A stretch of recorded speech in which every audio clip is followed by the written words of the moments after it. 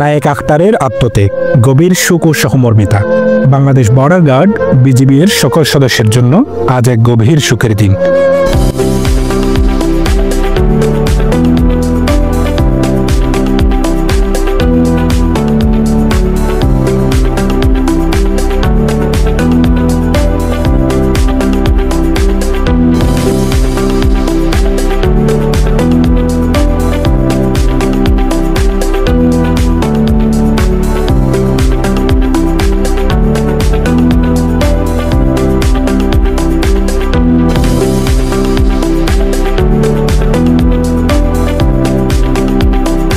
কর্তব্যরত অবস্থায় ভূমি মাইন বিস্ফোরণে আহত 34 বিজিবির সদস্য নায়েক আখতার আজ আনুমানিক 12:15 ঘটিকায় শাহাদাত বরণ করেছেন। ইন্না লিল্লাহি ওয়া ইন্না ইলাইহি রাজিউন। আমরা এই বীরত্বপূর্ণ আত্মত্যাগের জন্য গভীরভাবে শোকাহত। নায়েক আখতারের এই মর্মান্তিক আঘাতের পর তার চিকিৎসায় কর্তৃপক্ষ সর্বোচ্চ যত্ন নিশ্চিত করেছে। তাকে তাৎক্ষণিকভাবে রামু সিএমএইচে নিয়ে আসা হয়। এরপর মহাপরিচালকের ব্যক্তিগত তত্ত্বাবধানে তাকে ঢাকা সিএমএইচে স্থানান্তর করা হয়।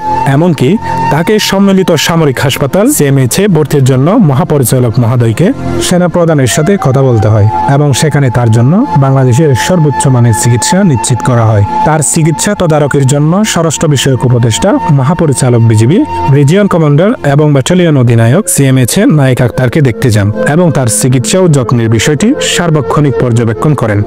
এত কিছুর পরেও নায়েক আখতার তার গুরুতর আঘাত থেকে সুস্থ হয়ে উঠতে পারেননি। আল্লাহ তাকে জান্নাতুল ফেরদাউস নসিব করুন। এই মর্মান্তিক ঘটনার পরিপ্রেক্ষিতে ইতিমধ্যে বাংলাদেশ সেনাবাহিনী ঝুঁকিপূর্ণ এলাকায় মাইন অপসারণ ও পরিচ্ছন্নতার দায়িত্বভার গ্রহণ করেছে। ভবিষ্যতে এ ধরনের ভূমি মাইনের হুমকি মোকাবেলায় নিজেদের সক্ষমতা বাড়াতে বিজিবি অত্যাধুনিক মাইন সুইপিং সরঞ্জাম সংগ্রহ করেছে।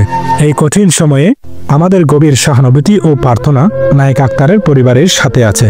তিনি তার প্রিয়জনদের জন্য যে শূন্যতা রেখে গেলেন তা পূরণ হবার নয়। আমরা আল্লাহর কাছে দোয়া করি তিনি যেন নায়েক আখতারের শোকাহত পরিবার ও পরিজনদের এই হৃদয় বিদারক ক্ষতি সহ্য করার মতো ধৈর্য ও মানসিক শক্তি দান করেন। নায়েক আখতারের এই আত্মত্যাগ বিজিবির ইতিহাসে চিরস্মরণীয় হয়ে থাকবে।